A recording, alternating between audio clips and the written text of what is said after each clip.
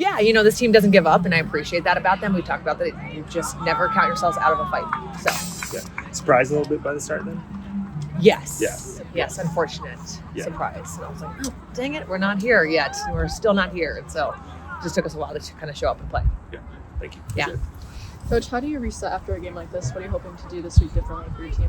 Yeah, we talked about mentality of just taking that reset and figuring out, kind of the mistakes that we made in today's game and not letting those same mistakes happen each time we step on this field today. A couple of substitutions late there. Are you looking at still finalizing a roster for the rest of the season? No, I think my thought is always, you never know if you're going to get in the game, so always be ready. What do you say about Kate Shields being ready to come back in after the first quarter and then again in the third? Yeah, it's just like any sub, and I talk to them about that all the time. Like, you never know if you're going to go back into the game, so always stay ready and take your reset and come back and be ready to go, and she did that today. What were you happy to see from your defense? No, a lot of goals, but still a lot of saves there. Yeah, some really good stops in that fourth quarter. The transition really killed us, and having those great stops and then losing that ball in transition for them to score off of, those are stops we should be having, and then getting that ball to the offense for them to score those goals.